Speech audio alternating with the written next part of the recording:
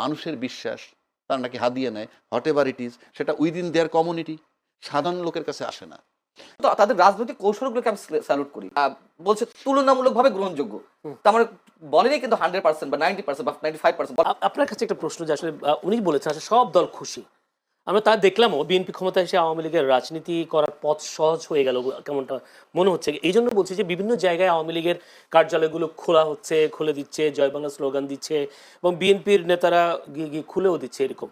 তাহলে কি বিএনপি ক্ষমতায় আসার কারণে আওয়ামী লীগের রাজনীতি করার পথটা সহজ হয়ে গেল কিনা? খুব স্বাভাবিক, খুব স্বাভাবিক, যেটি রাজাকে ভাই বলেছেন সেই কারণে আওয়ামী লীগ খুশি। অন্তত রাজাকে ভাইয়ের এই পর্বের এই বক্তব্যে আমি সম্পূর্ণ একমত। সবাই খুশি, আমরা সবাই রাজা। এখন বিষয় হচ্ছে যে শুধু আওয়ামী লীগ বিএনপি বা যার যার জায়গা থেকে খুশি তা না। দেখুন, এটি বাস্তবতা। বাংলাদেশের মানুষ যে দলই করুক না কেন, আমি সবসময় একটি কথা বলি, 80 থেকে 90% মানুষ মুক্তিযুদ্ধের চেতনায় বিশ্বাসী। সেই মানুষগুলোও খুশি। মানুষের মধ্যে তো একটা আতঙ্ক ছিল, একটা আশঙ্কা ছিল, অথবা আর একটা অংশের মধ্যে আশাবাদ ছিল জামাত ক্ষমতায় চলে আসছে। ম্যাটিকুলাস ডিজাইন দিয়ে হোক, সেটা ইঞ্জিনিয়ারিং করে হোক বা মেকানিজম করে হোক, জামাত ক্ষমতায় চলে, অথবা ভোটের মাধ্যমে, মনে করেন যে কোনো কোনো একটা অংশ তারা বলছিল ভোটের মাধ্যমে জামাত চলে আসবে, তারা ঠিকই বলছিল, আবার আতঙ্কেও ছিল। আপনি নিশ্চয়ই, আমি আর কাউকে না দিয়ে উদাহরণ না দিই, আমি তো একজন সিটিজেন হিসেবে, একজন সাধারণ মানুষ হিসেবে আমি তো চাই স্বাধীনতা বিরোধী কোনো শক্তি ক্ষমতায় না আসুক। হ্যাঁ, সেদিক থেকে আমিও খুশি, অন্তত এই জায়গা থেকে। গুড, সেটাই তো বলছি, জি ভাই, সবাই খুশি। এটা তো বলতে হবে। তার কারণ এই যে স্বাধীনতার 54 বছর পর এসে এখনো এই যে এনসিপি, আমি সব নেতাদের কথা বলছি না, এনসিপির বিশেষ একটা অংশ অথবা জামাতের একটি অংশ, তারা মুক্তিযুদ্ধকে যেভাবে খাটো করেছে, এটা তো মেনে নেওয়া যায় না। এবং 18 মাস, জয়নুল আপনি বলুন, নিজেকে আদালতের কাঠগড়ায় দাঁড় করেন, মনে করেন যে সাক্ষ্য দেন, আপনি কি নিশ্চিন্তে থাকতে পেরেছেন? মানুষের জীবনের নাভিশ্বাস উঠেছে নিরাপত্তার দিক থেকে। নতুন যে মততন্ত্র কায়েম হয়েছিল, যে মানে কখন কে মবের শিকার হবে কেউ বলতে পারছিল না, এবং এইগুলো কে ঘটিয়েছে? সবাই মিলেমিশে ঘটিয়েছে। জামাত ঘটিয়েছে, বিএনপি লোকেরা ঘটিয়েছে, এনসিপি এখন ঘটিয়েছে। কি আশা করেন সামনে মততন্ত্র হবে কি হবে না? কমবে তো বটেই, কমবে বটেই, মানে একেবারে যে বন্ধ হয়ে যাবে রাতারাতি তা না, তবে অবশ্যই কমবে এবং একটা সময় বন্ধও হবে, এটুকু আশা করি। এবং তারেক রহমান যে আশাবাদ মানুষের মনে জাগাচ্ছে, মানে আমি তো প্রথমে বলেছি, ব্রুট মেজরিটি অবশ্যই খারাপ দৃষ্টান্ত হয়ে আছে যুগে যুগে। এবারও যে খারাপ হবেন তা বলা যায় না, তবে আমরা আশা করতে পারি। তিনি তারেক রহমান সব বিরোধী দলের নেতাদের বাসায় গিয়ে গিয়ে দেখা করছেন, এটা নতুন সংস্কৃতি, অবশ্যই এটা ভালো উদ্যোগ। এবং আওয়ামী লীগের রাজনৈতিক কার্যালয় আপনি খোলার কথা বলেছেন, এটা তো আসার কথা। দেখুন, এটা তো বাস্তবতা। আওয়ামী লীগের নেতাকর্মীরা যারা অন্যায় করেছে, অপরাধ করেছে, চুরি করেছে, বাটপারি করেছে, গুম করেছে, খুন করেছে, তাদের সবার বিচার আমরা চাই।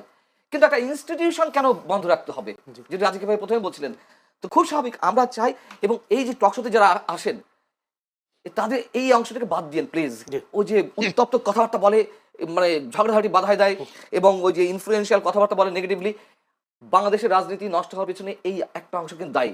গণমাধ্যম যেমন দায়ী, এটাও দায়ী। আমরা চাই প্রতিদ্বন্দ্বিতা থাকুক, প্রতিহিংসা না থাকুক।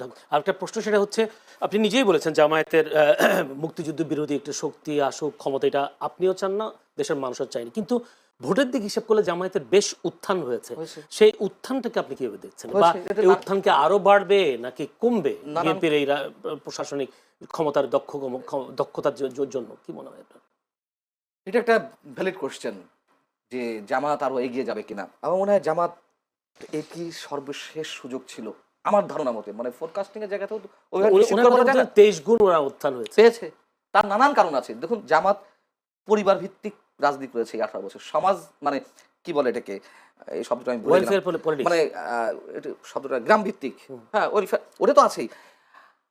জামাতের রোকন সদস্য সম্ভবত 2008 সালে ছিল 15,000, সেটি বেড়ে হয়েছে, আমি দ্য ডিপ্লোম্যাটের পরিসংখ্যান বলছি, দ্য ডিপ্লোম্যাট বাংলাদেশের বিভিন্ন গোয়েন্দা সংস্থার রিপোর্ট অনুযায়ী বলেছে। আওয়ামী লীগের সময় 2023 সেপ্টেম্বরে, 2024 7 জানুয়ারি নির্বাচনের আগে 2023 সেপ্টেম্বরে দ্য ডিপ্লোম্যাট একটা নিবন্ধ দিয়েছিল, প্রকাশ করেছিল। ওইখানে দেখাচ্ছে যে 15,000 থেকে তারা এই 15 বছরে বা 14 বছরে 70,000 সামথিং তাদের ওরকম সদস্য, এবং তারা গ্রাম ভিত্তিক কাজ করেছে। দেখুন, এর মধ্যে আরো অনেক কারণ আছে। তাহলে নিম্ন আওয়ামী আয়ের- লীগের দমন পীড়ন ওদেরকে আর উত্থান বাড়িয়ে দিল, এটা বিষয়টা অবশ্যই তাদের রাজনৈতিক কৌশল, তাদের রাজনৈতিক কৌশলগুলোকে আমি স্যালুট করি। তাদের যে সাংগঠনিক ভিত্তি, আপনি ইচ্ছা করলেই টাকা দিয়ে যে কোনো দলের সদস্য প্রেসিডিয়াম মেম্বার হয়ে যেতে পারেন। আমি চ্যালেঞ্জ করে বলছি, কয়েক কোটি টাকা, মানে দল বুঝে অবস্থা। তো শিল্পপতিরা হচ্ছে না, বড় বড় পদে যাচ্ছে না বড় দুই দলের, এবারও কিন্তু আছে। জামাতে এটি সম্ভব না। জামাতে এটি সম্ভব না। এবং এর আগেও বলেছি, জামাতের প্রত্যেকটা ছেলে বা মেয়ে যাই হোক ছাত্র শিবির করার পর তাদের অর্থনৈতিক স্বাবলম্বী হওয়ার নিশ্চয়তা রয়েছে। তাদের ব্যাংকিং সেক্টর, তাদের অর্থনৈতিক যে সেক্টরগুলো অসাধারণ। যে দলের যেমন টাকার অভাব হয় না, চাঁদাবাজি করতে হয় না, ঠিক একইভাবে যারা শিবির করে আসে, ছাত্র সংগঠন করে আসে, তার চাকরি বাকরি অভাব হয় না। এদিক থেকে জামাতের রাজনৈতিক কৌশল অতুলনীয়, অভাবনীয়, অনেকটা কমিউনিস্ট পার্টি টাইপের। আগে যেমন কমিউনিস্ট পার্টি যে প্র্যাকটিসটা করতো